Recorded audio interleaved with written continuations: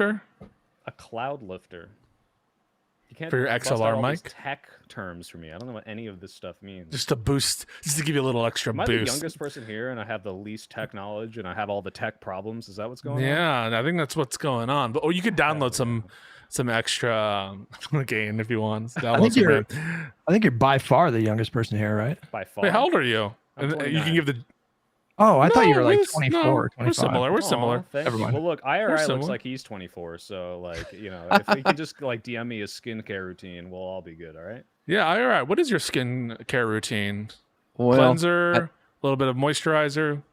I think it's mostly genetics, but I do put on a moisturizer with like SPF 30, like a minute after I get out of the shower. That's so every day huge. I'm wearing sunscreen. Yeah. Do you think it's Sunscreen is problematic huge. that you as a white person are bragging about good genetics? Whoa. Wow. No, not at all. I'm I don't know. proud. I don't know. Sydney I don't Sweeney know. say? My good genes. I have Yeah, good genes. that's what I'm talking about. Exactly. Yeah. What's up, everyone? Welcome to Live and Learn. Josiah is once again absent because he hates every single one of his audience members. He said all 600,000 of them, I hate them specifically, and they should all unsubscribe. I think he told me that personally in a DM. No, He told me that too. Yeah, he told all of us. Well, I'm a subscriber, so he DM'd it to all of us, actually. You should see him in the private chats. He's always like, fuck the fans. I hate the fans. It's crazy because, you know, that's like counterintuitive for a creator. But hey, Then he took a really crass selfie. I didn't think it was appropriate given our work relationship. Yeah, I missed that one. Wait, what? He went on some that rant was a about private. Hutch's dad. That was weird. Oh, You leave shit. my father out of dude. How My is your dad doing, Hutch?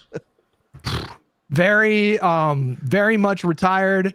He spends about 10 hours a day looking at his phone, reading Facebook, just gobbling up right-wing media, and is completely radicalized. But I love Does he him, ever and come I up love to you spending and time with him. like? Does he ever like? Are you winning, son? How's this whole like fight with the lefties doing? Like, does he ever like inquire as to your content? I put a hard ban on political conversations with my dad, and like he'll try to sneak it in every once in a while, and I'll be like, "Dad, we're not doing this, remember?" And he'll be like, "I'm not talking." Yeah. He tries to like sneak it in, all clever like, and yeah. Are your parents political? What's everybody else's parents' politics here? My dad passed away a few years ago. Oh, I'm sorry to hear that. It's okay. No, but we talk politics, and my family is like very inclined towards Latin American politics, and so I'll often ask about like what's going on in Peru, what's going on in Argentina with Malay, but they're also engaged in the Trump stuff. So yeah, we have a lot of political conversations, but we don't have any kind of like dark horse, person who believes in MAGA in my immediate family. Gotcha. Yeah. Soy Pill, what about you? Yeah, my parents are both very liberal. I was raised like Bay Area liberal progressive, but my dad is like TDS, like he has Donald Trump syndrome, like Trump derangement syndrome. Like he will bring it up at the most like inopportune times when no one is talking about politics. So I love him, but it's one of those like real TDS or yeah, like real TDS, fake not TDS? not like hey, like he's the president, we have to do something about this. It's like we'll be watching. I think we were watching like the Bourne Identity, and they were on a train, and he was like, "We'd have trains like this if Trump wasn't president." I'm like, Dad, wow, what does that have to do with what's happening? Wowie. Right now? Yeah, my dad sounds like the opposite of your dad, by the way. Yeah. Yeah, He has he would Democrat say the derangement same thing. He would be like, we'd have trains like this if it wasn't for the goddamn liberals or whatever. I don't know, it was something like that. What about you, IRI? I think you said your parents are both liberal, right? Yeah, they're hardcore libs. They're like Los Angeles Times editorial board reading libs. So they hate Trump for sure. Typical. What do you think kind of pushed you guys into liberal politics? Like I was trying to think about it for me, and I think it honestly, like scripture might have had a lot to do with it. Because like I was raised in the Catholic Church. Yeah, I mean we focused a lot on like the New Testament, like Jesus Christ being, somebody who emphasizes like grace and compassion and forgiveness and generosity and stuff. Even though I'm not religious anymore, like I'm sure that had pretty big impact on me. What about you guys? My Islamic values. Sorry, I'm going around. It was Jon Stewart for me and George Carlin. I don't know why, but like my brother had some George Carlin, like either books or something of George Carlin lying around that I read. And then I watched a lot of Jon Stewart, so that's me. Okay. I never wavered from being a Dem, but when I was growing up in my 20s, it was George Bush, George W, and he sucked. So it was pretty easy to be on the opposite side of him. And then Obama came along, and he was awesome. So it just always made sense to me, and the policies were great. So I never wavered. Though I grew up in Orange County, which is conservative, so I had plenty of opportunity. Yeah, pretty much same story for me. I mean, I grew up progressive values in progressive area, and just I'd listen and hear out Republicans and I'd be like, that doesn't make any sense, and that's not borne out by any of the data I'm looking at. So it just never really clicked with me. Did you say you're in the Bay Area? Is that right? Okay, gotcha. Yeah, big old lib area. It's a very, very big lib area. And unfortunately, speaking of California, I don't know if this should be our first topic. You guys tell me. The ruling from the Supreme Court on immigration patterns in LA. I mean, that came down today, and it's wild, an absolute insane ruling. Yeah, why don't basically you break allowing? Yeah, why don't you break that down for us? And did they break any kind of precedent that had been established with this, or maybe the precedent against racial discrimination? Yes, I mean, I would argue so. Yeah, I think it's in complete contradiction to what the court's precedent are with respect to racial discrimination. I think someone did it. I forgot who tweeted this, but basically the Supreme Court, they said, characterize it this way, which I don't totally disagree with. The Supreme Court says that you can't consider race when it comes to college admissions, but you can consider race when it comes to detaining people for violations of the law. And I think that's pretty spot on. I mean, the Supreme Court majority didn't give us a reason. I mean, it's one of the problems, I think, with dealing with all these cases on the emergency docket and not following their precedent in terms of the stay factors and just going right to the merits all the time. But we have Kavanaugh's concurrence, which essentially states that, yes, you can consider race so long as race is not in isolation.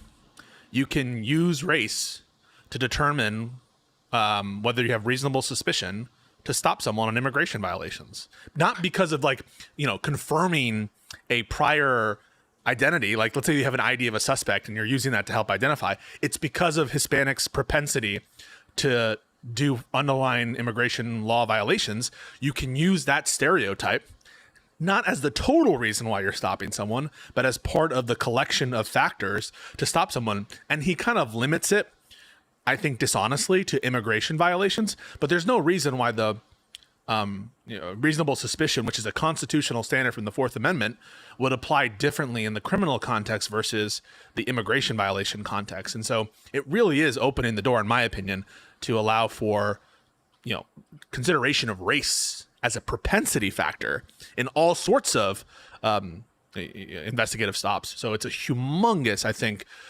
problem for law enforcement in terms of how they're going to interpret that. And obviously, I think bad precedent, and stands in contrast to their whole notion that they're going to be against racial factors in college education and higher learning. So it's completely bullshit. And yeah, I think it's a horrible, horrible mistake.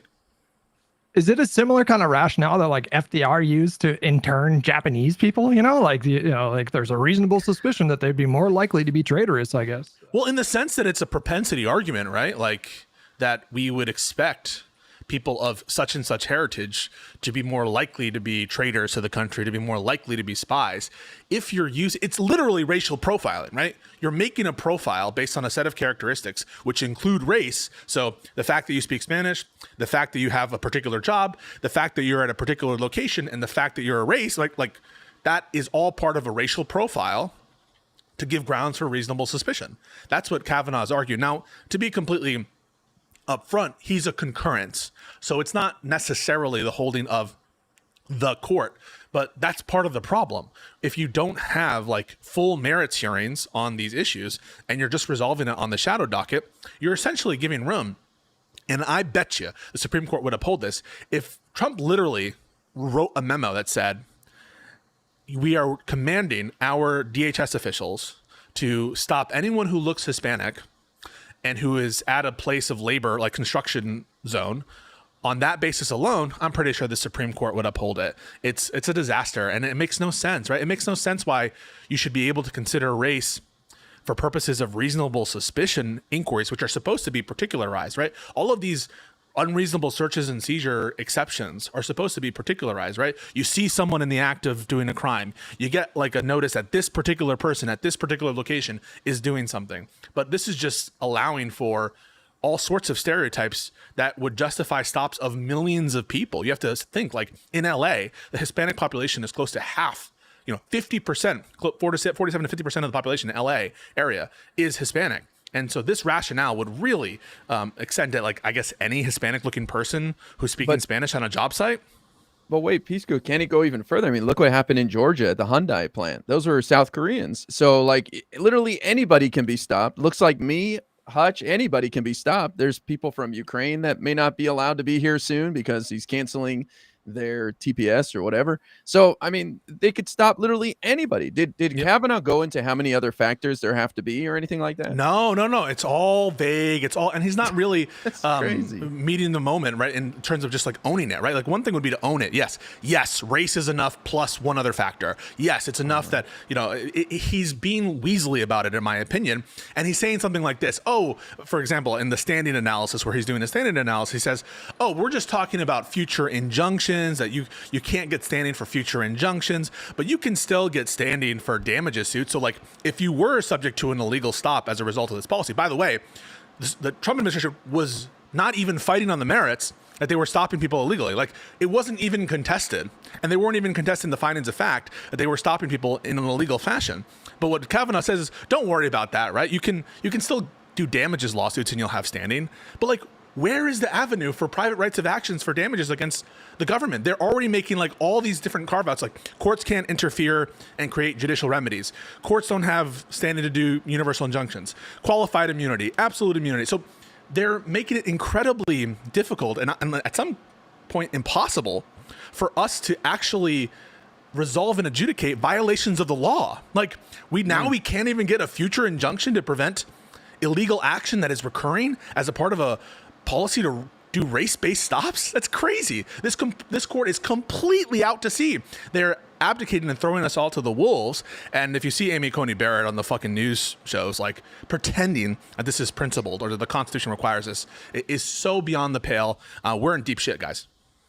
Can I ask a really dumb, uninformed question, Pisco? And that's like my understanding of this, especially like it was illegal to stop black people just because they're black.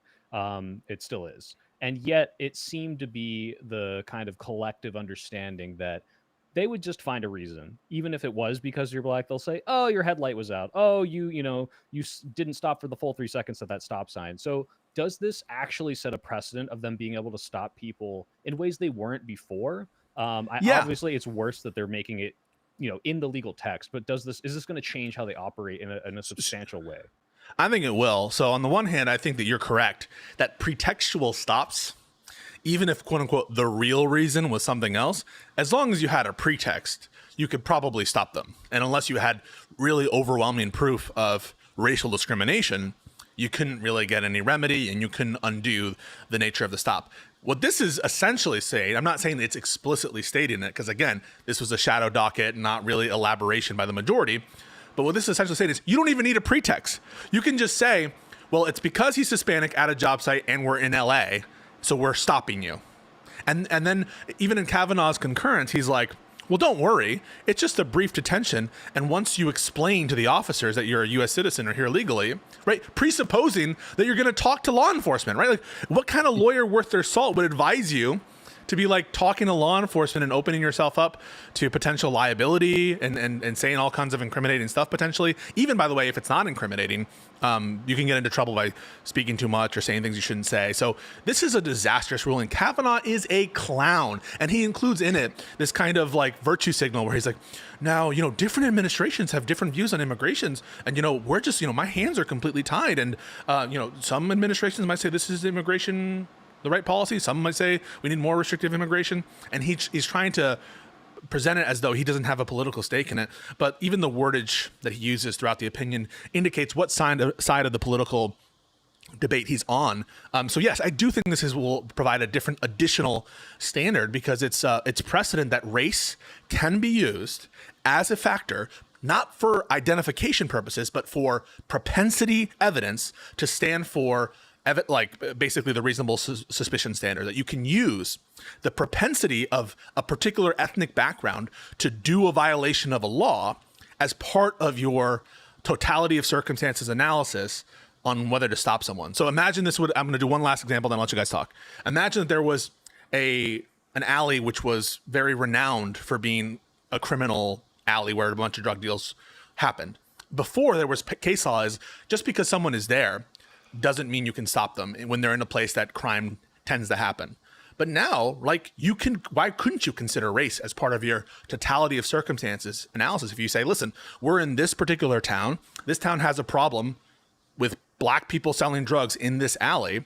If you were to do the analysis the very same way in the illegal immigration context and say, listen, Latin American people, Latinx people, whatever you want to say, right? They have a propensity to do this kind of violation of law. And so we're going to allow you to take it into consideration. It's the same thing all the way down. So I do think it's new substantive authority, and it's breaking ground to allow for race-based stops. Why do you guys think it's so hard to motivate voters, by talking about the Supreme Court? Like, obviously, the Supreme Court was really salient in 2022, but I don't know if Democratic voters showed up in large numbers, and we had kind of a historically good midterm by historical standards or whatever.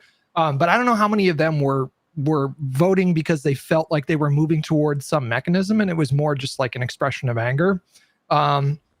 And I anticipate, like, we're probably not going to be talking a lot about the Supreme Court in 2026 for the midterms.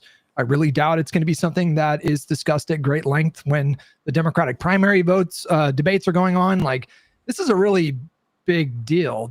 Obviously the Supreme Court is enormously consequential, and yet it's hard to get people to give a shit about the Supreme Court. I feel like, how do people rank the Supreme Court in terms of the importance of the issues in 2024 is probably like near the bottom. People just can't, like, most Americans don't understand basic, like, civics, even though they took the, AP Gov class or whatever class they had to take mandatorily. Like, as soon as it becomes like 1 degree of separation beyond, hey, this president or this congressman made this law, it's like, oh, well, there's also this court and they interpret the law or make some ruling. Like, so many people get lost. It just reminds me, I was trying to explain the false elector plot for January 6th, and like trying to explain what an elector is. You've already lost them at that point. Like, they see people stormed the Capitol, did that, overturned the election, and anything past that, it's too nuanced for most people. So you say, hey, this president's going to pick new Supreme Court justices that's going to affect us for the next generation or two. Most people, it's just not salient with them. It's very unfortunate, but this is exactly what happened in 2016 with that famous clip of Jimmy Dore arguing with Sam Cedar, and Sam Cedar's like, hey, Trump's going to pick 3 Supreme Court justices if he wins, and Jimmy Dore says, oh, what? So the moon's going to fall into Lake Michigan? Hey, this is insane what's happening now, and he still doesn't walk that back. Or another pushback that I hear is like, oh, we hear this every time. It's like, well, it fucking matters every election. So that's why people say it every time. Yeah. And this court is absolutely cucking out in a way. Sorry, I'll let you go. No, I was going to say, I agree. I think it's civics, basic civics, and it's too detached from people's everyday lives. Unless it's something that happens right before an election like 2022. I think people are able to connect the dots there. Could you guys imagine of a Supreme Court decision that would be so consequential that it would actually motivate like a really big push to expand the court, for example, initiate various reforms? I would have thought Roe v. Wade would have been that, and kind of you saw that in the midterms, how it wasn't as big of a red wave as everyone thought it was going to be, and like maybe Obergefell getting like overturned might do that, but like if it's not that, then what is it? Like the immunity thing wasn't it? Roe v. Wade really wasn't it? Like, well, the problem with Roe v. Wade is you can still get mifepristone and whatever the other one is in the mail. So like in Texas, abortions went down from what I read, like 10% or something, which is significant, but it's not like it completely outlawed abortions. Now, Republicans are going after that now, so maybe that'll change things, but it's got to be something more drastic, as sad as that is, for people to get that pissed off and demand that we change the number of justices. Yeah, but like what? Like what could it possibly be? Would it be loving v. Virginia, miscegenation laws coming back? I don't know. Like, I'm not even sure. To one extent, like, I don't know if this is a great example right now, given the context of everything that's going on in Israel and Gaza, but like in some respect, I am jealous of some aspect of their population standing up and resisting the kind of judicial reforms that were being pushed by Netanyahu. I wish we had at least some measure of like care. I don't know. I feel like the court is every week pushing on the American people crazy crazy standards of law that would never be applied to Democratic presidents. Can you imagine a Supreme Court, like let's say that Biden just dismantled ICE by firing everybody, ignoring all the civil service protection laws, just dismantling and degrading that agency. Can you imagine this Supreme Court not issuing a stop to that? It's utterly deranged, and it's totally politicized. Roberts has lost control of the court, and now we're in a horrible situation because the authoritarianism is here, and the court is not stepping in to stop corruption, not stepping in to stop the executive just choosing not to spend the money that Congress has appropriated, one of the core powers of Congress. So we're in a really, really terrible spot so far as the judiciary is concerned. And I wish that there was more civic engagement from the populace on what's happened in the Supreme Court, but it just seems to go past people's heads. Like, how do I explain the universal injunction case to the average person? How do I like? It's just a non-starter, as Soypill said. Yeah, they had 200,000 people demonstrating in Tel Aviv. That's a shit. I don't know if I've ever been somewhere where there's been 200,000 people, maybe like EDC 2015. But yeah, they had 200,000 people that were marching in the streets because of Netanyahu's plan to, corruptly reform the court. And it just doesn't seem like we can get any kind of traction going here in the United States for a similar kind of movement. And I also think, unfortunately, it's the case for a lot of people. I think a lot of normies don't really connect the Supreme Court decisions with the Republican Party. Like, I think a lot of them maybe don't really fully appreciate how this current court is a product of Republican politics and what happens when we give them power. Well, as bad as the Supreme Court is right now, Trump has the opportunity to replace 2 more justices before he leaves, with Alito and Thomas. And imagine who he puts in there, like Emile Beauvais or whatever his name is. Like, these people are ghouls. So maybe that'll trigger enough outrage in the public. But you have to find a way to piss off both sides if you're going to get to a point where we change the number of justices, or what I think would be even better, but it would take a constitutional amendment, would be term limits, right? 18 years would probably be a great place to start. And that would bring down the temperature a lot. But I'm willing to bet Trump breaks it with replacing those 2 aging justices, and then we can get some reform. I feel like I feel like term limits, and then set it up so that each president can basically nominate one Supreme Court justice or something. And then I don't even know though, with the way that things are so polarized now, there's just no, it used to be the expectation that even if there was the opposing party controlling the Senate, they would, usually give deference to the president for his nominees. They rejected one Bork or whatever in the last 50 years. Who else did they reject besides him? But now, I don't know, all bets are off, it seems. So I don't know, man. The hyperpolarization right now is just making everything so dysfunctional. And, our system was designed with bipartisan cooperation in mind. I don't know if the founders necessarily envisioned this type of government. And it's just, I don't know how sustainable this is in the long run with how divided it's totally unsustainable for the judiciary to be essentially removing all legislative and judicial checks on the president's violation of law. We are reaching a point of no comeback. And so if I were in charge, my policy agenda would probably be very different than the Democrats' policy agenda. The Democrats, by the way, and at some point we should touch on this because of the budget shit. It feels like they don't have a coherent message, even at this point, even months later. But certainly my pet projects in terms of, you said the Democrats. Republicans? I meant to say Democrats. Yeah. In terms of what I would put on the top of the agenda would be democracy enriching things, like giving Puerto Rico the vote, judicial reform, Article 3 reform, that kind of stuff, fixing the Electoral College. So what I care about, and getting rid of the immunity decision, isn't necessarily what the Democrats care about, and isn't necessarily what the people care about. And so it's a fuck situation when we don't have coherence, and part of that I think has to fall on the Democrats for not organizing themselves and having a coherent policy platform, even at this late stage. It feels like a late stage, months after Trump's inauguration. Well, typically, I feel like we would find out more about, obviously the policy platform's very much up in the air. It's not really clear what direction the party is going in. What do Democrats stand for? Well, I feel like, do you trust the people in charge? I feel like we generally know what Democrats stand for, which is congressional leadership, like Schumer and Jeff. Well, I'm just saying, in a very broad sense, but when we're going into the midterms, typically you're not going out there and running on a policy platform. You're not going to have power for the next 2 years after the midterms, and so I don't know if that's necessary, if we need to iron out a policy platform just yet, but I feel like they're probably going to run on similar what they ran on in 2018. They're going to call attention to the Medicaid cuts. They're going to run on like blocking Trump's ability to cut even more people from healthcare, and they're going to run on the economy, I assume. Well, I see what Pisco is saying. It's like, well, what is our demands going into this budget fight at the end of the month? And it's just days away. There's like 3 days a week that these guys meet and talk. So we're like 12 working days away from a shutdown. And we don't know what the Democrats are asking for. Now, my understanding is the appropriators are meeting and talking, and they're asking for commitments for Trump to spend the money, and they're looking at a short-term CR, maybe going through November or something like that. That's all I've read, but I think we'll find out in the next 2 weeks what the Democrats' demands are, and I think they're spoiling for a fight. So I think it's full, all hands on deck, shutdown time coming.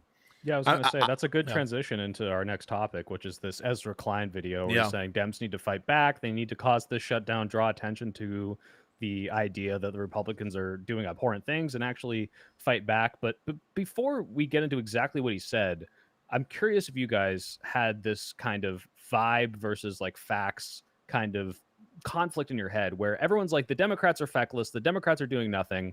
And I'm not sure exactly what the Democrats need to do. I think the first thing that has really resonated with people has been this Gavin Newsom redistricting to combat the Texas redistricting. It's like, oh, we're finally fighting dirty. But if you look at even all of the like awful things Trump's doing, like there are legal battles that are being fought. There are like people challenging in court everything that he's doing. Like, what do you think the Democrat populace wants to happen, like that are not seeing to be fighting Trump?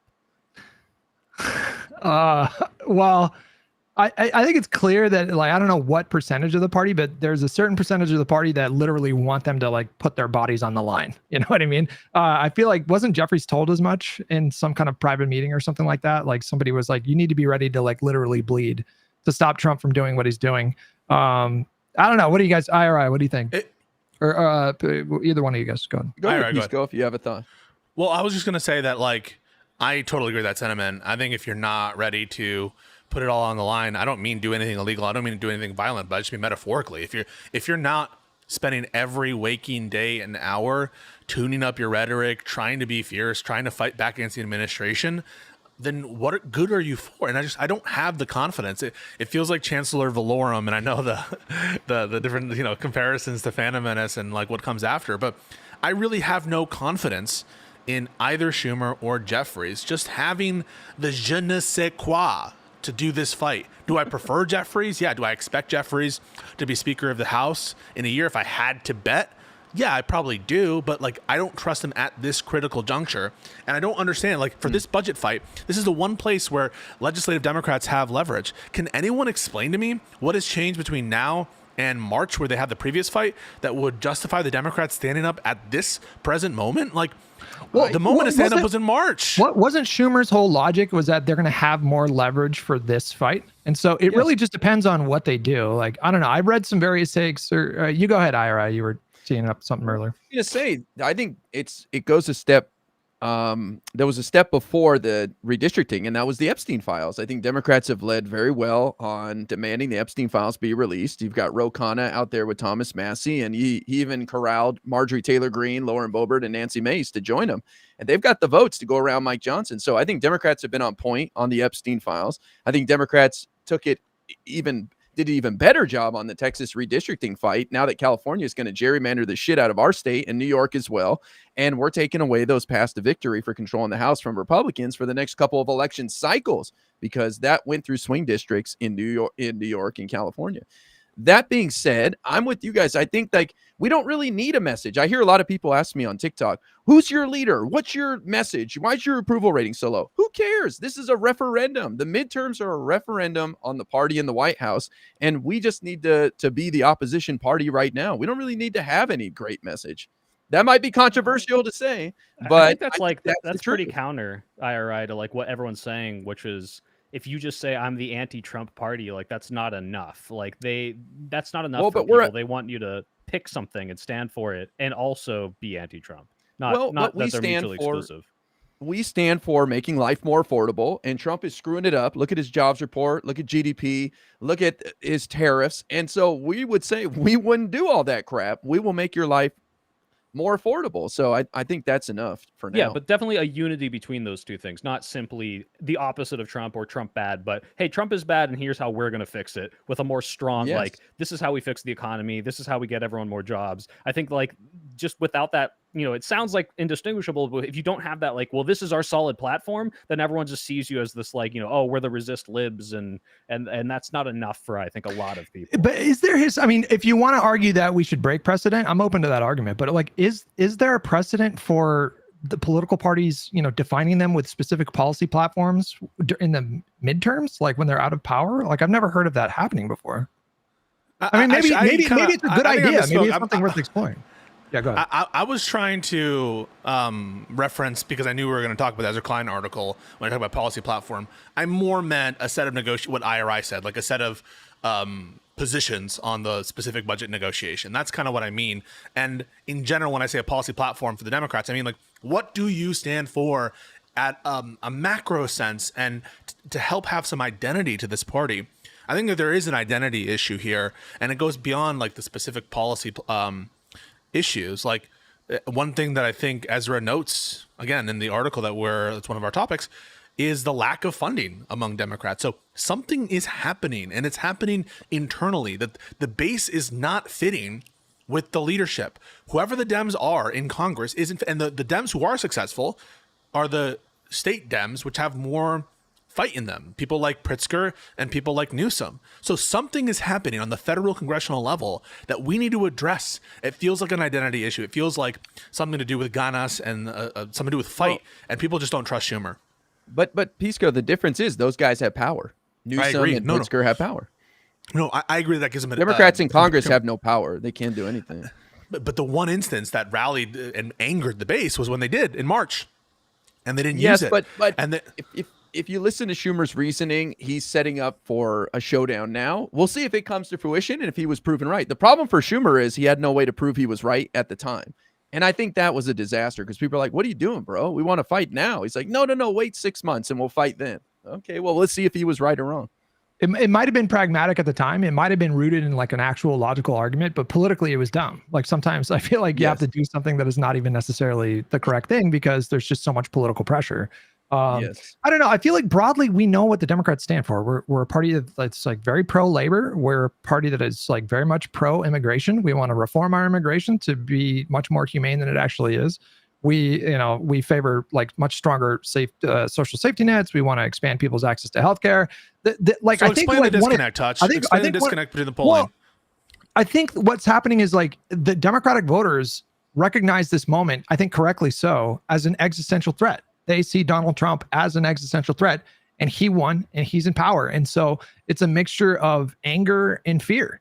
And so the Dems aren't taking it seriously is what I think. The Dem voter understands that the Dems in charge don't seem to be taking it seriously, that maybe they didn't feel that Trump was an existential threat and they're just doing business as usual. That's what it feels like. No, yeah, it feels like that way to me. Yeah, no, Pisco, you're right. That is the general vibe, because you hear Trump is stampeding through the courts. He's pushing his legislation. He's able to get done whatever he wants. Now, whatever pushback legislatively that's kind of halting some of that stuff, not as going as fast as it otherwise would, people see this as, okay, well, what the fuck are Dems doing to, like, you know, if he's going to break all the rules and become this existential threat, why are you still trying to like maintain decorum? And that's why this Newsom thing has resonated with people so much, because it's like, okay, it looks like he's doing some unprecedented, like, oh yeah, if you go low, we'll go low.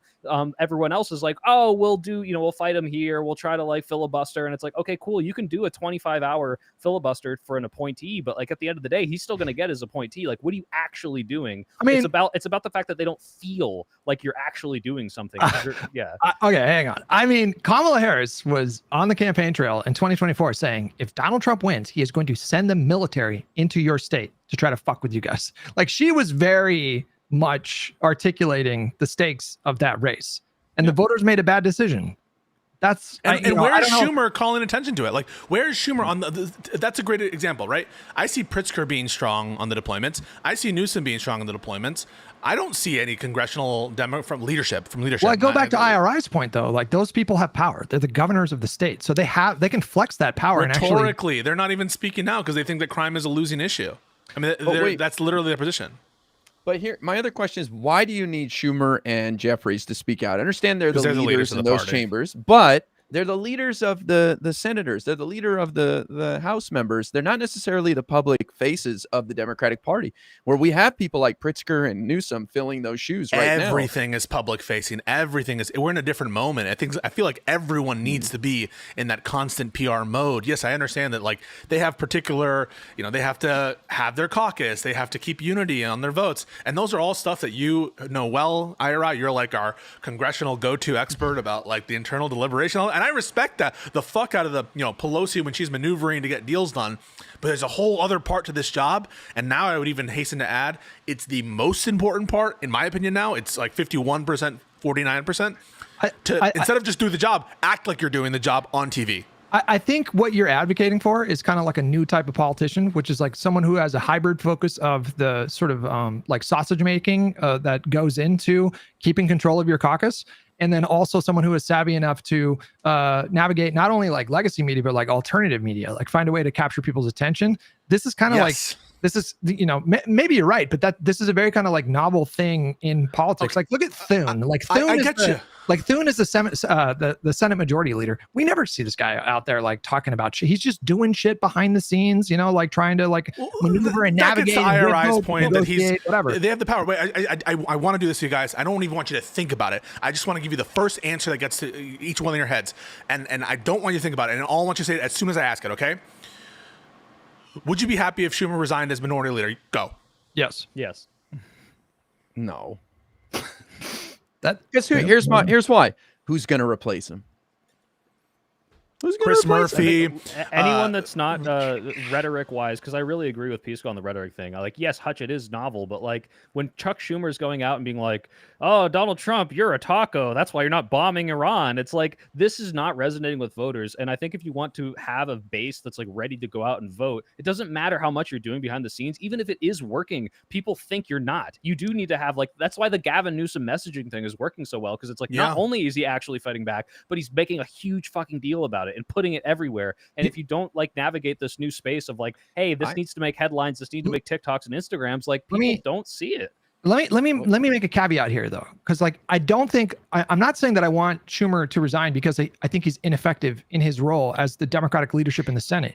He's demonstrated himself to be quite effective in that role. That's not the point. The reason why he should resign is because he's lost the confidence of the electorate.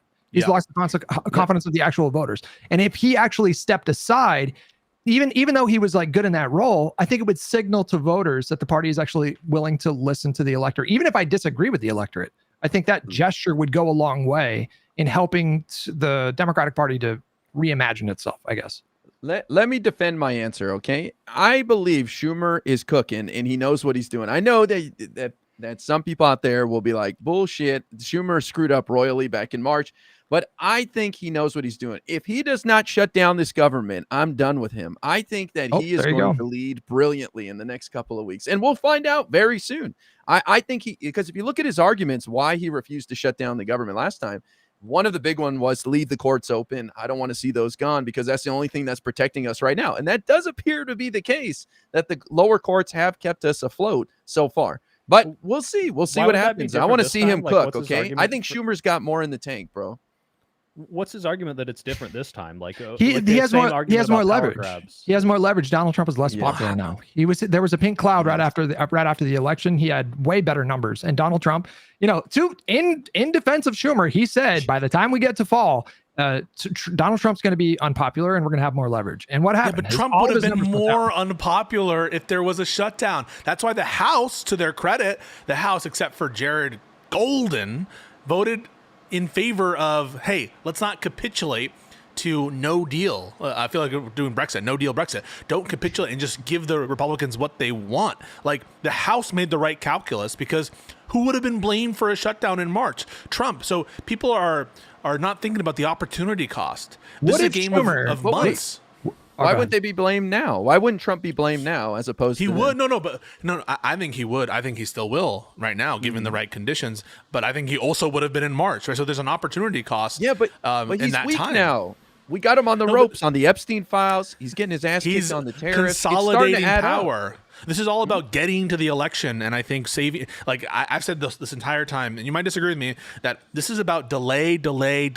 Put as much gunk as you can on the tracks to try to get to the election. They're doing that. Schumer is like using every. But we missed an opportunity in March.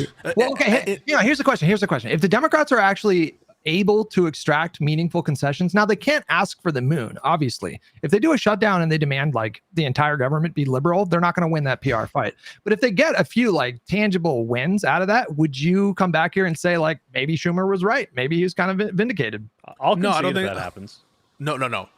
If right now they're able to get something, I have no reason to think they wouldn't be able to get it in March. I mean, what is the argument there?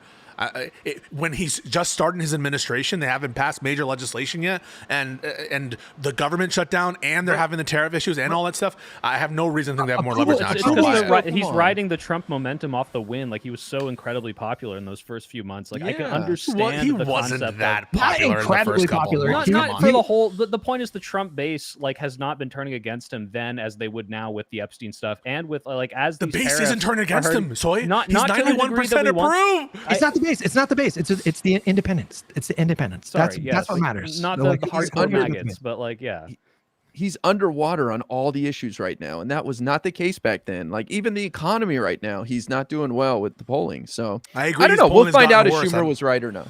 That polling translates like listen. That polling is political capital. So like if he's polling really poorly on a number of issues, the various reps that serve in districts and the senators that serve in these states, they feel pressure from their own constituents. Like they get calls, they get harassed at, town halls. Like that manifests in actual pressure. That's where you get that capital from. So, like even though approval ratings don't change the congressional makeup or anything like that, it does translate to something that you can use as leverage in a negotiation. Well, I want to say to Pisco, I'm with you. I was pissed that Schumer didn't do that fight because he looked behind him. He had like 11 people out of hundreds of Dems. It's like, what are you doing, bro? You just got to take one for the team and realize you don't have your army. So it's time to fight. But let's see. We'll see if he was right or wrong. I don't know.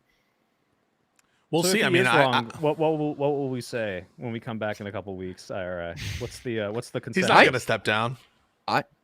No, he's not going to step down. I don't think he will. Because, again, it comes down to who's going to replace him. The next, charismatic person, I know Chris Murphy, but Chris Murphy's not that high in leadership. I think the next is, what's his name? Who's like the Senate whip? Who's the whip in the Senate? This mentality is exactly everything that's wrong. No, I'm not saying that you're wrong about how the Democrats are thinking, IRI. I think that you're correct in how the Democrats are thinking. But this should be a Riz game. The seniority thing is killing us, man. It wasn't that Democratic rep who's like gonna turn 90, gonna run. I forget. Sorry, who is that person who's gonna run again? The DC delegate. What are we doing? Wait, would you really value Riz over effective congressional leadership? Like I value the ability. No, I don't agree with that at all. But whoever I want sitting in leadership position in either the House or the Senate, I want to know that person is going to like consistently whip their caucus in a unified front. I mean, have a minimum competency requirement for sure, but we need something bold and new, and we need some youth, and I would value that over seniority, even if it meant less parliamentary competency. That shit can be trained. That shit can be learned. I go back to IRI's point, which is like, you don't they don't have to serve that role. You can have other attack dogs within the Democratic Party that are out there making that case in all these various channels. Like it doesn't have to be the Senate Majority Leader. Again, I would value effective leadership over Riz for congressional leadership any day of the week, man. I want to be sure that we're going to be able to pass bills when they have power. It's a mistake. Okay. The best you're going to get in the Senate is Booker. Is that worth it? Is that big of a change? No, they hate. That's the best you're going to get for leader. They hate him. Don't bring him up. They fucking hate that guy. Don't do it. What do you mean they? I mean, he's not good. I mean, Booker is not a charismatic person, and he's weak. We need someone who's strong. The screen performance of the year. Nobody else is in leadership. Nobody else is in leadership with charisma. You got Klobuchar, Warner, Booker. Like that's it, man. I think it's Murphy. I think you pick a junior senator. You pick someone. You got to shake it up. That's my opinion. You might not agree. And I understand, but these are times where I think we need to get people to rise to the occasion.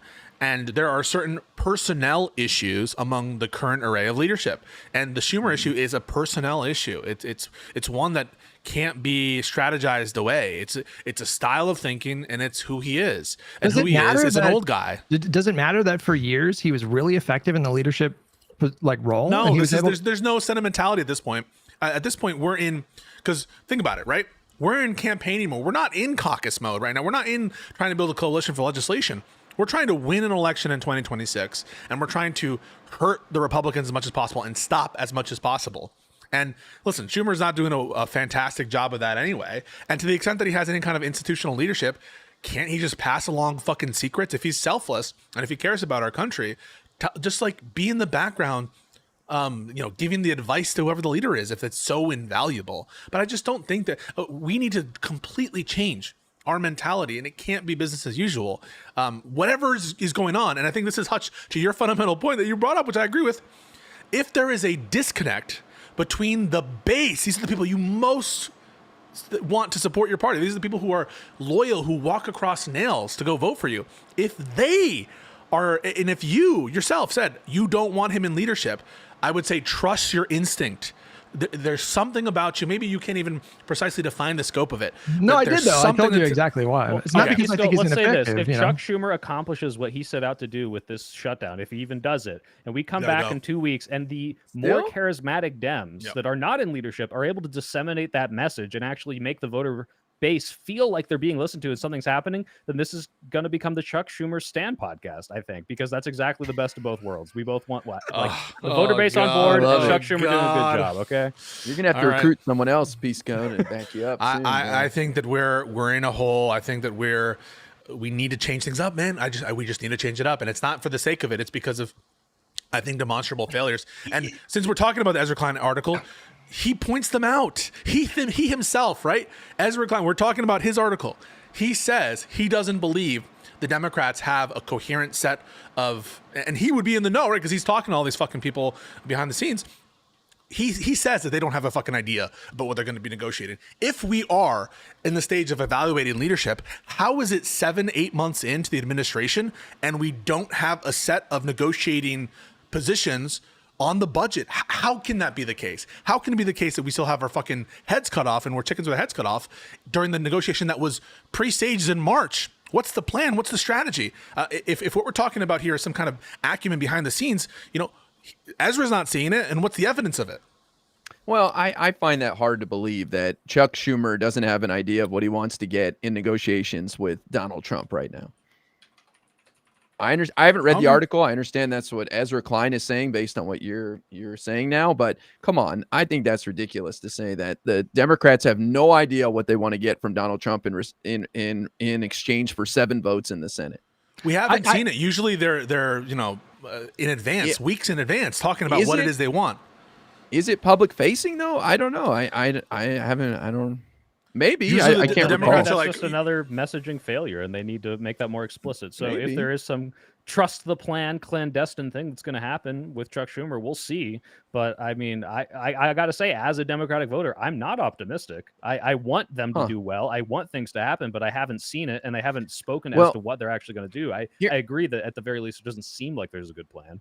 Well, I think they're just hell bent on shutdown. That's what I think. So they're not really like putting demands out there because they're like, we're going to kill them on a shutdown. If people go 2 paychecks without getting paid, they're going to freak out on Donald Trump. That's what they saw happen last time in his first administration. So I think that's just kind of what they're counting on now. And then once he's desperate, because he doesn't seem very desperate right now, then they can press him hard and maybe they can get something big, like something for the DACA kids or something. I also want to say, and obviously, I think public opinion polling matters. So the fact that the opinion of the party right now among the base is like really abysmal, the worst it's been maybe ever in like polling history, that matters. But we should also take into account other things as well. Like I feel like the overperformance during these special elections is like incredibly significant. we're seeing like double-digit average swings away from Trump towards Democrats. So for as low as the public opinion polls are right now, Democratic voters are definitely charged up in this moment. They're showing up and they're taking the special election seriously. I know they have a fundraising problem right now, and they have a branding issue. They have low public opinion polls. However, if we're just ignoring like what else is going on here with these massive overperformances, that portends well for the midterms. Along with the general, it will be in spite of Schumer, not because of him, or well, I just don't know how. Like, I don't know. Like, I don't know when like the Senate Majority Leader was ever in charge of making sure the Democratic Party was popular. Like, this just wasn't really a thing. Okay, so on funding, he's sucking. On funding, he sucks. On organizing and resistance and the continuing resolution, he sucks. On Riz, he sucks. What is he doing that's good? Chuck Schumer slander, man. It is beyond the pale. Speaking of changing up the old, we've been talking about this for a while, and there's a couple other things we wanted to get to. One of which is this Venezuelan boat that we exploded. Have you guys seen this? What are your thoughts on this? I want you guys to talk about it first, because I might have a slightly contrary opinion to it. I'm curious of what you guys think about it. Peace. It is fucking crazy. Yeah, it's insane. I think that they're getting ready for some kind of military action on Venezuelan soil. It's something that I want to research more about. But obviously, I think that the notion that should be acceptable for the president of the United States to engage without any transparency in lethal missions on, who the hell do we know who these people are in the middle of the ocean, and just take on their word that they're involved with cartels, I think is a little bit much. And also, the punishment for this is not death. The punishment for, smuggling drugs, when was that death? And when did we decide as a country that this would be the correct punishment for that kind of action? So obviously, I think I'm against it. And I think that it's a gross overstep, and it's the kind of reason why you should be even less trusting of the Trump versus United States decision, because we were all saying, right, like, this is the kind of rationale that could extend to these attacks on people abroad or even domestically, who knows? And when will there ever be even the potential for accountability if it turns out that he was wrong intentionally so about this strike, or that they're lying to us? I don't think that there's even many mechanisms left to channel like wrongdoing by the state when it comes to lethal attacks. So yeah, it's very problematic in the broader the wars. Chelsea Manning WikiLeaks thing was like such a big deal when a helicopter just blew those people up indiscriminately in a different country. And now was that Snowden? Was that Snowden or Chelsea Manning? Chelsea Manning, I thought, leaked it to WikiLeaks. No. I don't know. It was one of the two. You tell me if it was Chelsea Manning. Was the one who leaked it for sure. That's why she was in prison. But like, yeah, they like the idea that this exact same thing was like, oh my God, like we revealed this, and now you're going to prison, and it's this whole oversight committee and all this crazy rhetoric, and now it's the White House publicly broadcasting it with glee, like, look at that, we blew them up, no due process. It's remarkable, yeah. It's everyone who said a lot of people in probably all of our chats are, I would assume there's a lot of like young people, so maybe you guys didn't realize this, but there was this footage that came out where it showed us basically doing drone strikes, right? Like murdering people from the sky in the war on terror. And this was considered like very, very, this was a scandal. Like this drove a national discussion that lasted for like months and years. I mean, we're still having a conversation about like the ethics and morality of this kind of surveillance and warfare. And like, however you feel about the drone strikes in the war on terror, even if you're against them, that was way more justified than fucking like blowing up a boat that's in the middle of the ocean. Like, if you suspect that these guys are actually trafficking drugs, why the fuck would you not send like the Coast Guard or the Navy to intercept the boat and like arrest them? To your point, Pisco, when the fuck is the death penalty, like without any kind of trial or charges, been the norm for this kind of thing? It is insane that they did. I think it's very telling in the chat. There are some of my typical reply guys and people like that were like, what are you, on the side of the drug cartels? It's the same shit. Like, what are you, on the side of the terrorists? The same rationale. You can reliably get all the Republicans to instantly cheer on the abuses of the executive branch by just putting some like something in their face, something like a terrorist face or a cartel face, or a criminal, and then all of a sudden they'll justify any kind of abuse. This week there was a horrible attack on this Ukrainian woman. I think you guys might have seen it on X going around, this article and stuff. In Charlotte, and it's absolutely disgraceful, absolutely disgusting, and people will use that as fuel to basically justify any kind of authoritarian intrusion in their lives or excesses from the state. These people are so simple-minded. These kinds of simple sheep, I consider them sheep, these kind of propaganda shills who will just basically eat up and trust the government on anything and will justify any kind of abuse, even like summary killings of people where there's no evidence of anything. Well, I got to give my contrary opinion real quick. Well, let IRI give his one go first. Yeah. Well, I was just going to say that's how people get their news now is from a video. You can give them all the stats in the world, how safe Charlotte, North Carolina is where that attack happened.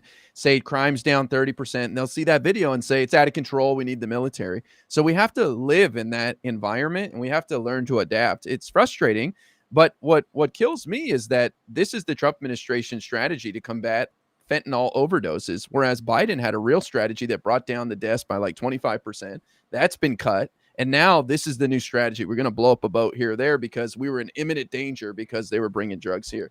Do you think drugs come through ports of entry by and large, right? It's people doing like smuggling. 93%. Oh yeah, like this is not like they're like catapulting drugs over the border with like this is just doesn't happen in large. So it's not like you said, all right, it's not going to be this massive combating that they're pretending it is. When it's stuff not going like to make a dent at all. Yeah. When stuff like this stabbing goes viral, I feel like they're baiting people to respond with, even if it's the correct answer. Like IRI, you're mentioning crime trends. Like I think we're at 30-year low for violent crime. It spiked to, I think, like twice the levels it is now during the 90s. And but if you respond to that kind of video of that poor woman being stabbed to death, like that was horrific. If you respond to that by doing the whole like talking about crime trends, I think just optically it's a huge L. So I feel like the best way to respond is to be like, yeah, fuck this guy, throw away the key. You know what I mean? Well, that's my kind of contrary opinion on that, and also the boat thing is like the way that Dems respond to this dangerously treads into the like. Well, like I'm almost lionizing this person as a figure. And I saw that with the Abrego Garcia thing where it's like, there's a very good chance this guy was doing a bunch of fucked up stuff with trafficking or drugs or whatever. Now, let's just say he was, like, just for the sake of argument, there's a way to say, hey, due process still matters. Like we shouldn't just execute people, but also not hold this up. Like I've seen people say like, oh, like this was just a fishing boat, or hey, maybe they were like not doing that. It's like, look, let's like assume the worst, don't defend the crime itself, because once you do that, now every single right winger jumps on that and is like, oh, so you think we should just let criminals do whatever they want? Oh, so you're pro drugs? Oh, you're pro fentanyl deaths? Like, as much as I don't want to be like, yeah, fuck yeah, America, blow them up, because that is stupid. People get baited into this way too easily, and it's really upsetting to watch it happen in real time. I feel like the boat thing was way more extreme than like the stabbing thing. Like the boat thing was just fucking crazy to me to see that. But I don't know. Optically, is it bad to say like we shouldn't be blowing up boats in the ocean? I don't know. I have no idea. I guess you have to have the alternative, right? It's like you can't just say, oh, that's bad. Oh, how horrible. You have to also be like, hey, like you said, go send the Coast Guard out and arrest these people if you think they're committing drug smuggling. Don't blow them up without any sort of like, due process. It's just, all right, like we think you're doing a crime, you're dead now. Like that is insane, but you need to show them that like it's not this dichotomy between let drugs into our country and let people do fentanyl and kill every single drug criminal, which is we need Democrats with balls to go and make that distinction. So I feel and go on TV and be like, the administration is just expecting us to take on face value at these attacks. Listen, we don't support drug cartels, obviously, but we want to see evidence of this shit. We don't agree with the president acting like a king and just killing people at his whim without any evidence. This guy's a known liar, and we know that they're, hiding the Epstein file. You can even tie it into that, but we need some powerful rhetoricians to make the kind of distinction that you're talking about. But it seems like it mum's the word. Send the Greta Thunberg flotilla to intercept the drug cartels. Yeah. I want to talk them down. How dare you attack these drug dealers? Just to build on what you guys are saying, I think you're really hitting on something that we have to be careful how we talk about this. So like when it comes to crime, that people will soy out about, oh my God, he's sending in the National Guard and crime is down to a 30-year low in DC. And what are we doing?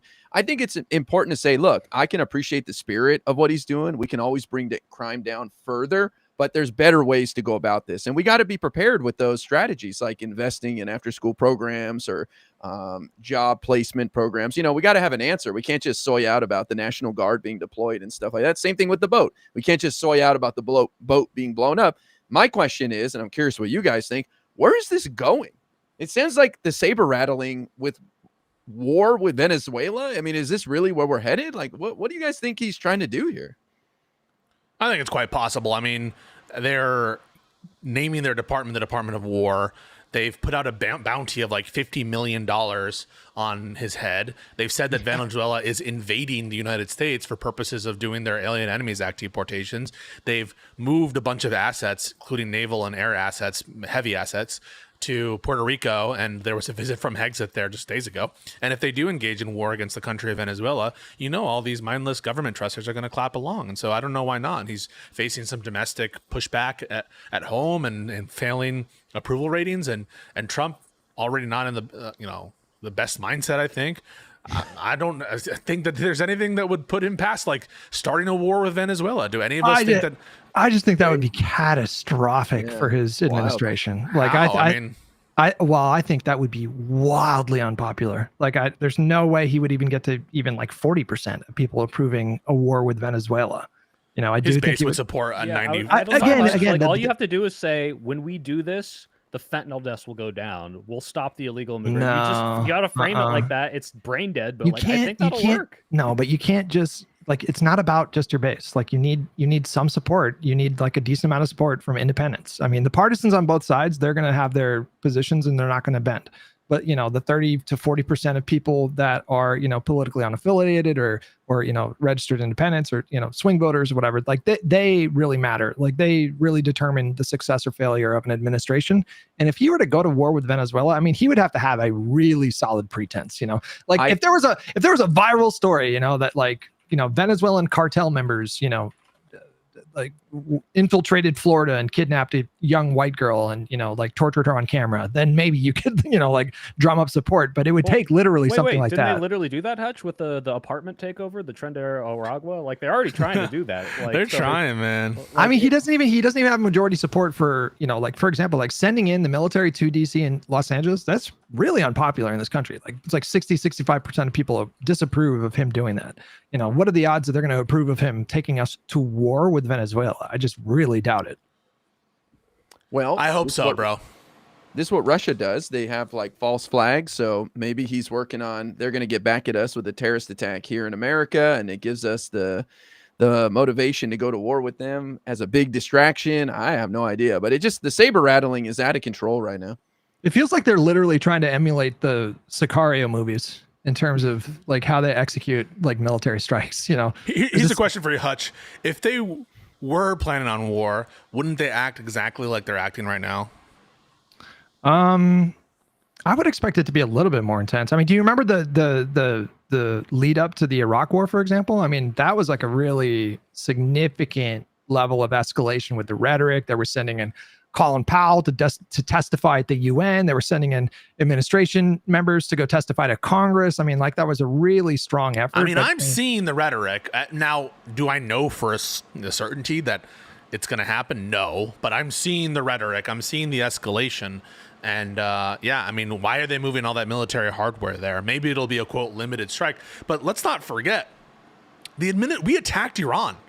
We had a bombing strike, historic bombing strike against a sovereign country of Iran. So he's already started. It was a short war, 12-day war. He started a war. To be clear, I'm not saying that he's 100%. I'm 100% certain he's not going to do that. I'm just simply conveying that I think if he did do it, it would be catastrophic for. Like, I think he would be. I think he's massively overplaying his hand doing something like that. Well, I think you mentioned the Colin Powell thing, and I think that is actually like more the turning point rather than the precedent, where back then, even after 9/11, we had to have this whole thing to like justify, and they said, hey, drum up this WMD stuff with our intelligence agencies, and we had to go to Congress and we had to testify, and we talked about al-Zarqawi and all this stuff just to justify going there. And Pisco brings up Iran. It's like, yeah, we didn't do any of that. He just fucking did it. Yeah, he just did it. And like that, and that was a war. They called it a war. It's just like he's kind of knows he doesn't have to do that stuff anymore. So I don't know if it would look any different. If anything, it's interesting that we have even a little foresight of like, oh, maybe he's going to do this. I expect to just wake up one day and it's like, oh, we invaded Venezuela like last night or something. You would some see operation. You would see the largest anti-war protest movement ever if something like that popped up. Like you would see way more people in the streets protesting and like being anti-war than for the second Iraq war in 2003. I mean, it would be millions of people demonstrating. So I'm not so sure, man. Social media is very powerful. And I tell you, as somebody who wades in the MAGA filth every day with these TikTok debates, I can't tell you how many people have told me they support regime change in Venezuela and they don't even know who's in charge or who would replace them. But it's starting to be like, it's being distributed as a talking point on the right. And I think some of them could easily be convinced to support it.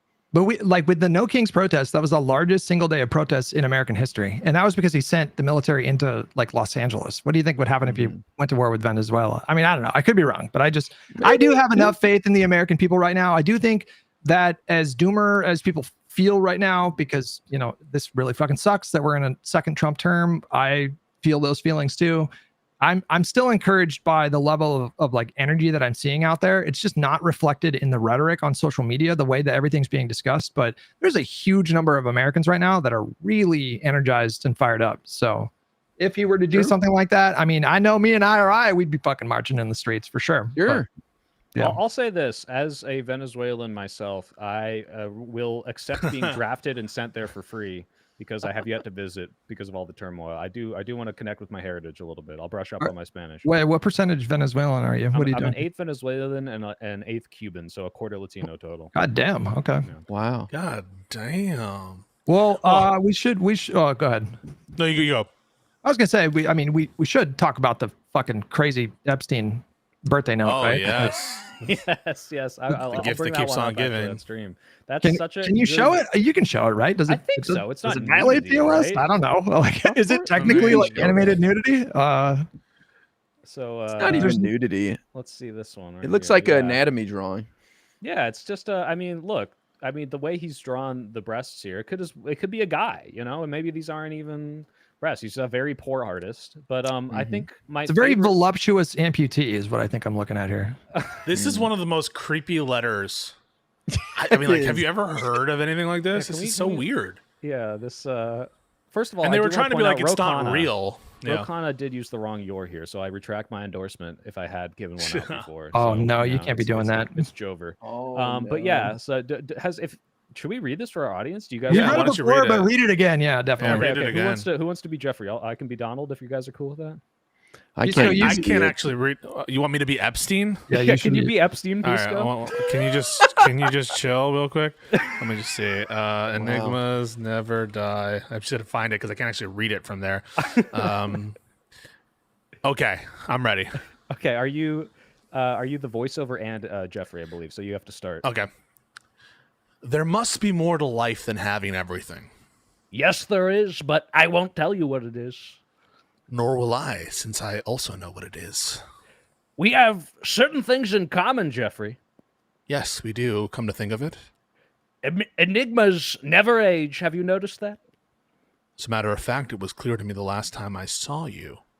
A pal is a wonderful thing. Happy birthday. And but now I can't read it. May every day be another wonderful secret. Signed, Donald J. Trump. And, I mean, we already went over this note when it first dropped, but hearing Jeffrey Epstein say enigmas never age is just one of the fucking hang on. things. Well, hey, wait, Trump is saying enigmas never age. Oh, Jesus. One of the most notorious pedophiles literally in history at this point. Maybe the most famous besides Stalin? I don't know. Did Stalin, was he known to He impregnated a 13-year-old. Oh, I didn't know that. Is that pedophilia? I don't know. Yes. Well, all right, let's get back to the pedophile at hand, everybody. Okay. So I don't know. The first defense is the deputy chief of staff for the White House has claimed that's not his signature, and I put a link to his tweet. Do I have this one here? The initial denial, and we need to do JD Vance tweet too. First argument is it's not his signature, though. Keep in mind it's from 2003, right? And so they claim, Right. It's not how he signs. I love this argument, Oh my IRI, because it's God. like, one, it is absolutely similar to other signatures he's done. But two, if you Right. think this is fake, like what did you think the deep state or whoever's faking this was doing? They're like, all right, make it say, all this stuff, all this crazy stuff about him being friends, and make it like kind of allude to the fact that he's, doing stuff with kids. But you know what?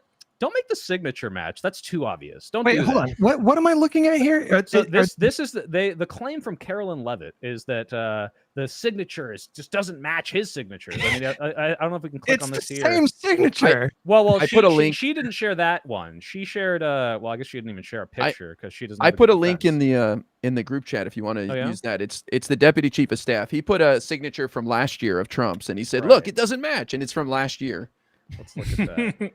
I'm looking at the same signature right here. What the fuck? So are we doing? this is the one that they're trying to defend with. They're like, look, it doesn't match the signature from last year. Here's the one in the letter, and here's how he signs now, which it's completely different. Ignoring the fact that obviously people can have like signatures that slightly change, especially variations, over, like 20, 30 years. But like, even Especially if you here, become like Henry Sisson. Especially if you become president, you're signing fucking hundreds of things every day. But yeah. Yeah, exactly. And it's like, okay, but also this matches up completely. But again, just the absurdity of like, why would they fake it wrong? If Did you see Conway? So did you, fuck, what's his first name? Conway. George? Is it George Conway? George Conway. Yeah. Hang on, I'm sending it to you right now. He literally has. All right, it's in our Discord chat, real quick. He literally has a letter that he had in his own files from 2006. Can you show that, please? Yep. And then I want to do the JD Vance one. So this is George Conway. It's exactly the same. It's from his own files. And I just got a $20 super chat. I just want to read this. I don't know if it's a troll. It feels like a troll. You guys are coping. No one cares about this letter. Only terminally online libs. If you look at the polls, Republicans don't even care about this anymore. Normies barely care. Massive Republican voter registration advantage. I would argue that the Epstein scandal is like one of the most I like how many political scandals like this have broken into the mainstream in this kind of way, where you have like South Park ripping on it and Shane Gillis doing a funny bit at the ESPY Awards, and just like very rarely do you have something like this that people care about this much. So I think you're coping, my friend. Famous like pervasive memes of even like the non-online people is the Epstein didn't kill himself, right? So like this Epstein rhetoric has been around for the past 6 years, and now it's like, oh, now we can attach it to the president. I think this is like one of the few things you could even get MAGA to split on if you had like dead to rights proof. I mean, I said this on Twitter this morning. Copium. If Donald Trump is innocent, this is the funniest thing ever. I'm just like, how do you keep like, like accidentally like doing all this stuff with Jeffrey Epstein and like being like, oh, I didn't. Oops, I didn't. I was just writing him a letter. Like that would be hilarious if it turns out that he's completely exonerated. He's like Mr. Magooing himself into making the story so much worse every time he fucking speaks. Like total it's all a hoax. Of like I never Melania knew him. Opens the door and like he somehow tripped and his clothes fell off, and there was a child who was changing out of her bathing suit, and he's like, it's not what it looks like. Oh my god, and what's going on? Like how absurd, how deranged. Can you imagine if this were Bill Clinton's signature and he sent that creepy fucking letter? Like there is just no shot in hell that people would ever let this go. The amount of cope I'm seeing about this letter, it's actually giving me a contact high. I honestly can't tell if we're living in the same reality.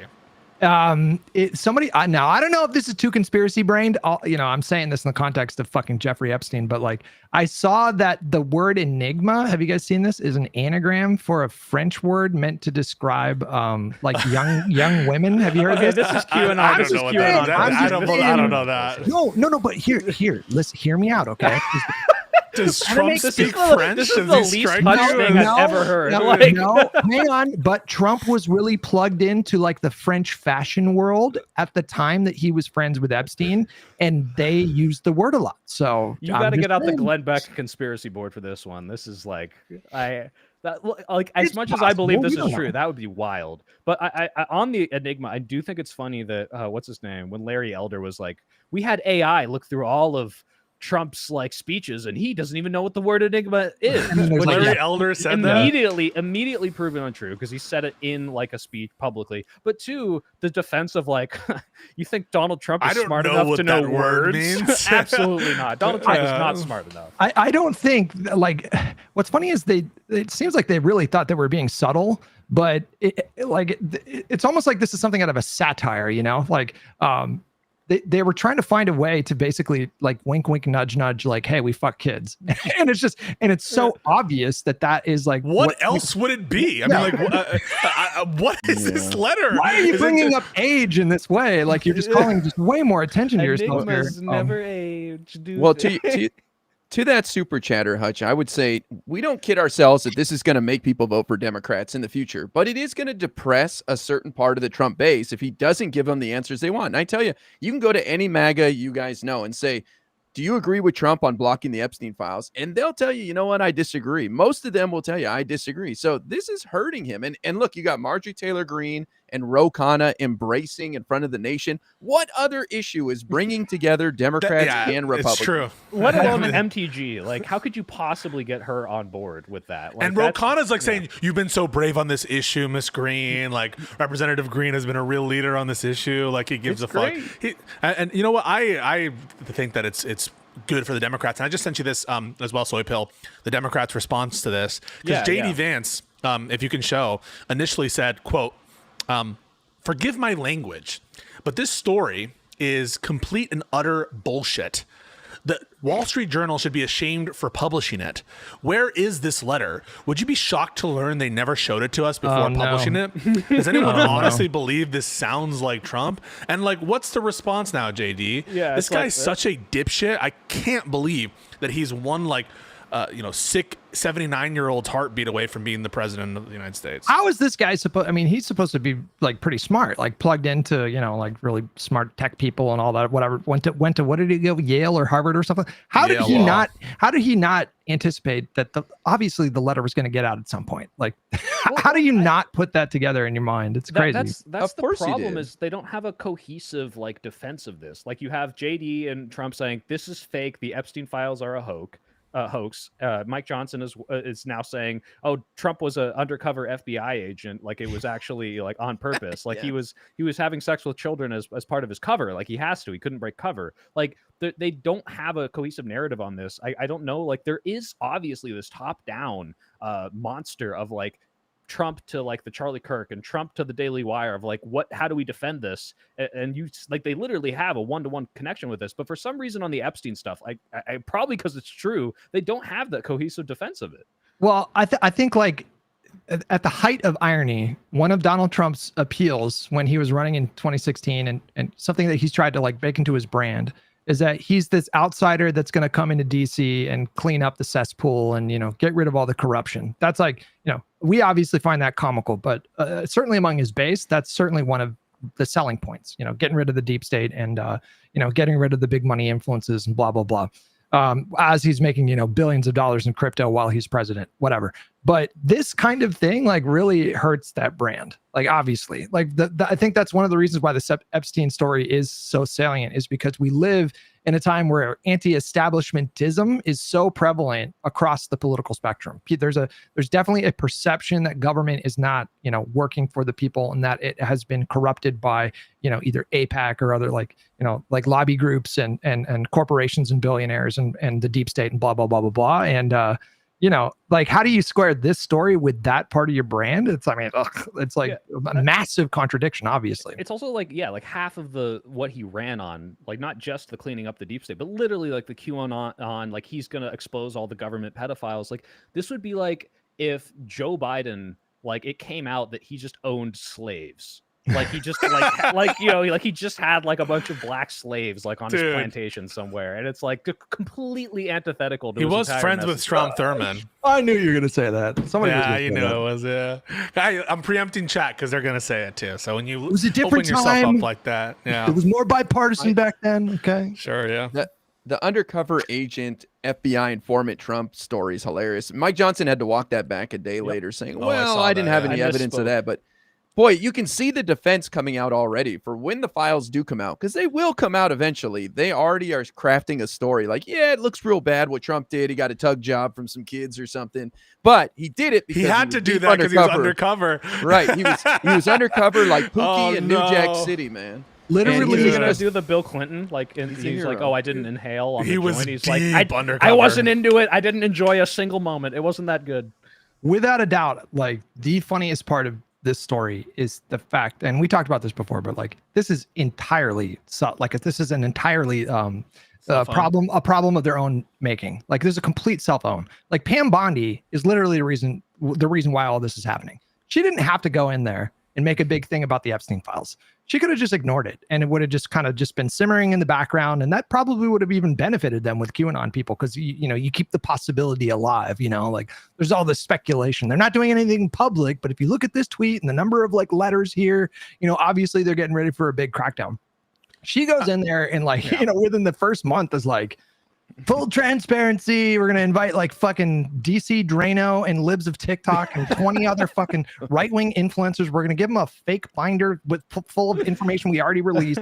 She's literally the reason why like this whole thing started. And then Donald Trump at every step of the way just made it fucking worse. But she'll face no penalty for it, just like the rest of the administration, as long as they give their like North Korea style addresses to Trump every time they're on the news or whenever they're like in a meeting and they're just like, "Well, yes, sir, you have a mighty fine cock, and oh my God, you have the fucking greatest person that's ever existed. You're on par with Jesus, if not better."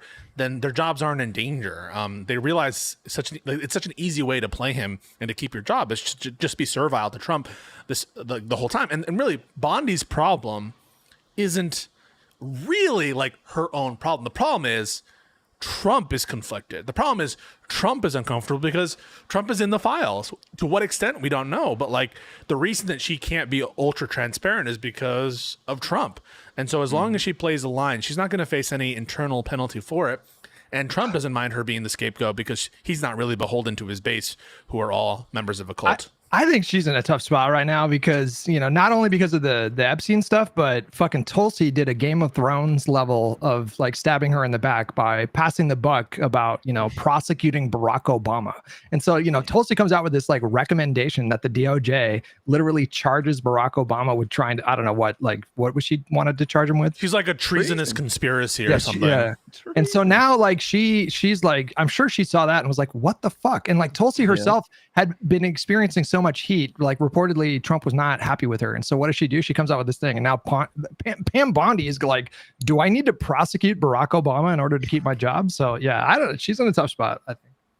Well, all the pressure's on her. That's the mortgage fraud cases are headed her way too. And they're not even going to get an indictment on these. Letitia James, Adam Schiff, Lisa Cook.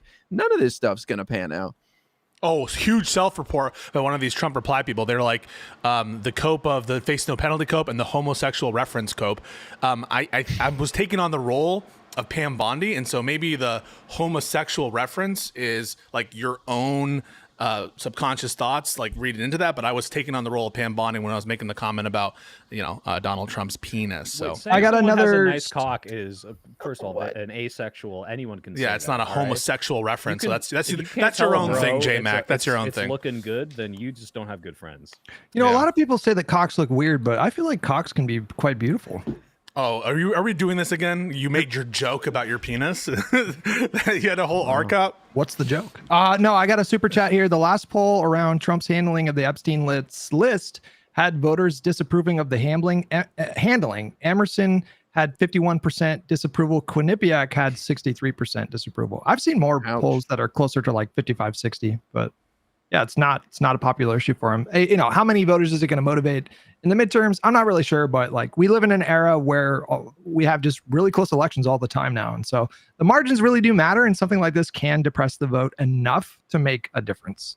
Whether that happens, who knows, but it's possible. Well, you got to give the Democrats credit for their messaging. We slam the Democrats all the time on shitty messaging, and poor Chucky Charles Schumer took a load of it on this podcast. But God damn it, the Democrats have done a brilliant job with their messaging on the Epstein files. And so I think we got to applaud has done them a great job. Yeah, I applaud Ro Khanna. I applaud the Democrat Twitter account. I applaud AOC. I applaud all these people who are doing the messaging, and I agree. The Democrats are doing a decent job on the Epstein stuff. I just wish they did a better job on everything else. Well, I do have to say, Fair just to add to this, when I was like at these Ro Khanna like campaign events in like South Carolina, like he's out there, he's for hours talking about economy, like how do we get jobs back, how do we build up the black community, how do we like make sure the religious leaders are connecting, and the most applause was when he mentioned the Epstein stuff every single time at every single event. Like this is just the through line of it. People hate injustice, and if you're hiding the fact that you're diddling kids, like they're gonna be the most turned out for that apparently. So this, I think that like that chatter is just totally wrong. I think this is like the winning issue, unfortunately. Like as much as like things that affect more people should be more important, like this is the smoking gun if we really nail them down on it. Can we close out? I mean, I don't know about you guys, but I've kind of a hard out for 5:30. But Sure. Can we close by? Can we just say, like, I'm telling you guys, I think Mamdani is impressive, man. I really do. I linked it. There's a clip of him in the private chat there. Soy Pill. Yep. I don't know if you guys want to show it. Yeah. I was gonna say, do you endorse? Yes or no? Yeah, I gotta pull the Cisco on you.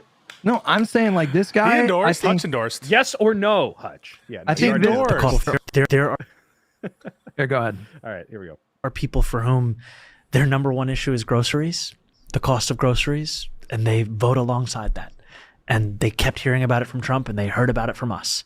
And I think part of our posture has been, we welcome anyone to join this movement. We don't ask them where they've been or why they haven't joined yet. We welcome them because I think too often we've practiced a politics of purity where we ask you, you know, we badger you, we lecture you, we heckle you. There's the level of condescension about those who don't already agree with us. That is not how you welcome people in. Yeah. There are people for whom That's Damn. That's Barack Obama rhetoric, by the way. I mean, he did reportedly call Mamdani, so maybe he gave him some pointers there. But I don't know. That I love hearing that rhetoric personally. I think that that's like really an important thing right now. And so I don't know. I saw that, and I just feel like he also had something really diplomatic things to say about, you know, people in the Congress that have not endorsed him yet, and so. You know, I just think he's taking the right posture. Get off of his back. Hutch is giving him his flowers, and so I need all the no, black they're getting on his back. Chat. They're getting on Mamdani's back right now. Oh, what are they saying? They're turning on him. Watch. You just watch. They're going to cancel him once he gets in office because he's carrying water for the Democratic Party and he's going to become a shit lib in their eyes. So they shouldn't get too excited. But they did it with AOC and Bernie. Yes, they're pissed that the Democrats haven't consolidated against him, but they think that he's too aligned with the Democrats. Make that make sense. They will watch. They will. But what I really like about him is he has capped his fundraising and told people, don't send me money. I've never seen that before. I've never seen it. That you cannot donate to him right now. And all you can do is like volunteer. And I think that's a brilliant strategy. So I really give him credit for just finding every way possible to run a brilliant campaign. If Trump is successful, if he actually didn't Adams come out and say he's not going to do it, but like there was some reporting that Trump was going to offer Adams and Sliwa, the Republican, they were going to offer them positions in the administration to drop out of the race and then make it easier for Cuomo. Mayor Adams is hilarious. He comes on stage. I mean, he's so corrupt, but he comes on and he's like, oh, what does he say? He goes, Andrew Cuomo is a snake and a liar, and it just goes after fucking Cuomo. These people are clowns. Holy shit. And they're not going to drop out. They have too much ego. Maybe Adams will because he's corrupt as fuck, but I don't think that they will. I think that he's going to. He's in it to win it, yeah. Saudi Arabia? That is a cushy job, man. You think that he's going to take that? I mean, that would just be the most corrupt fucking move of all time. Not that Eric what Adams does he care at this point? He's going to lose. He knows he can't win. So here's what I'll say: if they do actually, if the Trump administration successfully poaches those two away, and it's down to Cuomo and Mamdani, I will join you guys in condemning fucking Chuck Schumer and Jeffries and whoever else. All right, you got the heart out, Hutch. Do you have Josiah has a chat? Wait, Josiah has a chat I first. see that as well. We'll do that. But Hutch, do you have a plug? Any plugs from you guys before we show this Josiah stuff? No, just Sunday through Friday. We start the streams at 8:30 a.m. and we go until around like 1:32 usually. Just had a collaboration with fucking Ethan Klein last week. That was kind of interesting. Very cool. And so yeah, that was cool. Did you just like shit on Hassan a little bit? A little. Yes, a little, All right, good I didn't want to bring in the drama slop on this episode, but yeah, we've been cool stuff going on over there. But yeah, youtube.com/Hutch, twitch.tv/Hutch. Pisco, plugs? Yeah, no, this week I have some things to announce, some collabs that we're doing, but otherwise, yeah, just stay tuned to the stream. And if you haven't already, had a debate with Tim Pool and other people on my channel. You can find it. Watch it. Yep, and then also a debate with Prime Kai, who didn't vote for Kamala. We had a 3-hour conversation about that. I think you'll find it enjoyable if you like that kind of like lefty liberal infighting thing. Okay, all right. Hell yeah. I don't have anything big this week, but I'm still debating MAGA every morning on TikTok. You guys can watch it live on my Twitch and my YouTube since I stream at the same time. I do have something huge coming up in 2 weeks. I can't say what it is, but it's going to be pretty good. So I wonder if it's the tell you more thing that I there. might have coming up. It might be something similar there. I don't know. But on me, I have a debate in 45 minutes. I can't believe this is a topic. Is sexism good? With Talibots, I'm on her team because I'm defending women. All right. So that's how far out of the Overton window the subject is. Nice. I'm sorry. Go ahead. Yeah. No. Go ahead. Josiah wanted us to plug that thing. Okay, so if you want to put it up on the there you go. Perfect. Josiah's plug, guys. Josiah, by the way, is still on the show. Believe it or not, he just missed 2 in a row because he hates you. But he is doing a stream with Beasley, Adam Mockler, Brian Tyler Cohen to promote the Prop 50 redistricting Newsom thing. This is Wednesday, September 10th. That's in 2 days. At 4:30 Pacific time. I think they emailed me about this too. I might take part in this as well. So absolutely check that out, guys. Good shit. Just drum up some support for fighting back. But then the last thing we'll end on this is we were talking about this. It looks like Slotkin, the best Democrat, as we know, because 1630 pays us to say this. Slotkin has demands for the shutdown. So we'll watch this demand. Yeah, let's watch it. Okay, all right. The way the price of healthcare affects what's going on here in Washington, and now that we're back this month, is we are facing the potential again of another government shutdown deadline on September 30th. The government runs out of money on September 30th. The president and the Republicans have not come to talk to the Democrats. We need a bipartisan way forward. If you want our votes, you got to come to us and have a negotiation, have a conversation. One of the things that the president can do in order to make this a real conversation is walk back some of those cuts to Americans' health care. Walk back some of the ways that Americans are going to feel those additional costs. He could walk back the Medicaid cuts. He could walk back the rise in price to everyone on Obamacare, and he could restore health research funding so that we can continue to invent the newest cures, the newest treatment. The way the price of health. I think that's good. That's really good. I think. Go ahead. Well, those are tough asks because the Medicaid cuts are the worker requirements, reporting requirements. They're not going to walk that back. Maybe the funding, the $500 million funding for like mRNA research or something, but those are tough asks. Yeah. No. So they want a shutdown. They're not going to get like. I think that they're angling for a shutdown. I mean, those are non-starters for like the Freedom Caucus type people and a lot of these. But, but politically, I mean, that's kind of politically, I'm fine with that. That's pretty savvy, right? Yeah. And it's kind of interesting. I wonder if she got Schumer's blessing to do that, or if she just got out in front, because she faced a lot of heat about a month and a half ago because of that interview she had with Crystal Ball. So I wonder if this is her way of trying to repair her reputation or whatever. The reason why I think it's smart, and I just want to say this, is the other asks, which are like be less authoritarian. Start listening to the courts some more, rehire those are just too ephemeral. They're too conceptual. Like, stop being like this. To me, at least, is tangible. There's a specific amount of funding. We want that funding, as opposed to like stop being authoritarian, rehire all the inspectors general. That to me is too much of an infringement on or stepping over what Trump would see as his like executive prerogatives, and it's too abstract in the sense of stop being authoritarian. And so I do think it's smart to do something tangible that the American people can see and feel. Josiah wants me to also mention that Pete Buttigieg, Maxwell Frost, and the cast of The West Wing will be there on Wednesday. So just an extra selling point. The last gasp of the West Wing liberals. Yeah. Sounds like the Andrew Sorkin Warriors. I'm not a fan of, but I think it'll still be fun. So starting to I'll sound say like this: if Alyssa Slotkin makes that happen, I think she'll begin to be one of my favorite Democrats. Sorry, I tried to do a cast register thing. I don't know if it picked it up, but she's pretty popular. I understand that interview was rough on her, but I don't think that was even noticed outside of certain parts of the internet. You think differently? I don't think anyone in the world cared about sorry, that. I should have been more specific. I mean, she got a lot of, there was a lot of online backlash, but I don't know if it affected her own constituents, but yeah. No. Hutch is in the eye of a hurricane. And listen, we love our boy Hutch. We'll always support our boy Hutch. He's in the world. He's in the fight right now. And what's happening? Wait, why are you bringing me into the Slotkin conversation? No, it's just like you're you're seeing boxing against like all sides. Yes. You know, people are always coming at Hutch. That's all. That's your arena. I'm very online. My screen time last week, boys, was 7.5 hours per day average. It was not great. 7.5. Yeah, I'm man. probably at like 16, buddy. You got to step those numbers up. Yeah, you got to be like 20. What are you doing the rest of the day? Fucking staring outside? Or what the hell? I stream for like 5-6 hours. I play video games. I take walks and whatever. It's not great. I'm too online these days. But anyways, boys, good conversation. Enjoyed Great it. combo. And enjoy the rest of your week. Will be back because he actually does love you. I lied at the beginning. Thank God. Stay cool. Love you.